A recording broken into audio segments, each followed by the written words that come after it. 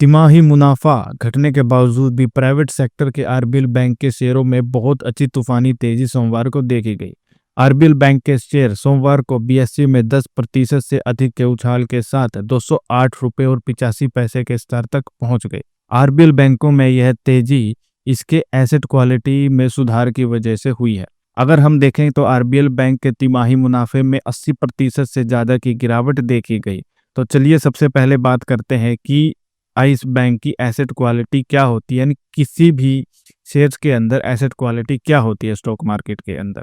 तो asset quality की बात की जाए तो एसेट क्वालिटी उन चीज़ों को रेफर करती है जहां पर किसी भी कंपनी की जो एसेट्स होते हैं वो सेफ होते हैं और स्ट्रांग होते हैं, जैसे कि कंपनी के लोन, इन्वेस्टमेंट और प्रॉपर्टी आदि। अगर हम साफ शब्दों में आपको बताएं तो जो गुड एसेट क्वालिटी होती है किसी भी कंपनी की, उसके अंदर होता है कि कंपनी एक हेल्थी, वैल्यूएबल और कम से कम जहां पर लॉस हो उन चीज़ों को मेंटेन कर रही है। अगर हम बैड एसेट क्वालिटी की बात की जाए तो कंपनी के जो एसेट होते हैं वहां पर वो रिस्की होते हैं, उनमें वैल्यू लूजिंग होती है और वो आगे चलकर लॉस का कारण बनती है। अगर हम स्टॉक मार्केट में बात की जाए तो बैंक्स और फाइनेंशियल कंपनियों के साथ साथ जो एनबीएफसी होती हैं और इसके साथ साथ जो भी रियल एस्टेट के अंदर होती है, वहाँ पर जो एसेट मैनेजमेंट होती है या कहे कि एसेट क्वालिटी होती है वो बहुत ज़्यादा इंपॉर्टेंट हो जाती है।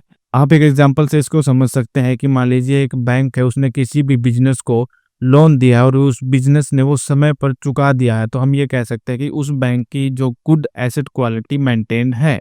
और वहीं अगर बैंक किसी ऐसे बिजनेस को लोन देता है, ऐसी कंपनी को लोन देता है और वो कंपनी फेल हो जाती है वो लोन चुकाने में, वो बिजनेस फेल हो जाता है वो लोन चुकाने में, तो हम बोलते हैं कि उस बैंक की जो एसेट क्वालिटी है वो बैड है। तो एसेट क्वालिटी बहुत अच्छा एक सिस्टम होता है, एक सिग्नल होता है जब भी जो इन्वेस्टर्स हैं किसी भी स्टॉक्स को खरीदते हैं, वो चाहे बैंक के हों, फाइनेंशियल कंपनीज के हों या रियल एस्टेट कंपनीज के हों, तो एसेट क्वालिटी चेक करना एक मस्ट थिंग बन जाता है। तो अब दोबारा से आ जाते हैं आरबीएल बैंक के ऊपर।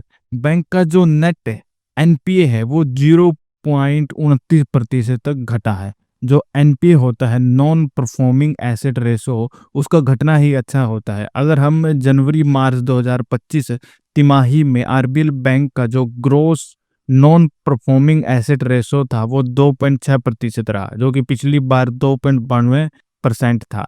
यानी यह 0.29% घटा है, जो कि दिसंबर में 0.53% था। प्राइवेट सेक्टर के आरबीएल बैंक का स्टैंड अलोन नेट प्रॉफिट मार्च 2025 तिमाही में 80.52% तक लुढ़क गया है और 68.70 करोड़ रुपए हो गया है, जो पिछले साल 352.64 करोड़ रुपए था समान अवधि के लिए। इसके विपरीत मार्च 2025 तिमाही में आरबीएल बैंक की जो टोटल इनकम है एनुअल आधार पर वो 6% से बढ़कर 4,475.60 करोड़ रुपए हो गई है। अगर हम आरबीएल बैंक के पिछले एक साल की बात करें, यानी 52 वीक के अगर हाई की बात करें तो वो 272.10 रुपए है, और 52 वीक के अगर लो की बात करें तो वो 146 रुपए रहा। 21 एनालिस्टों में से 12 एनालिस्ट ऐसे थे जिन्होंने आरबीएल बैंक पर बाय की रेटिंग दी है, 7 एनालिस्टों ने इस पर सेल की रेटिंग दी है और 2 एनालिस्टों ने इस पर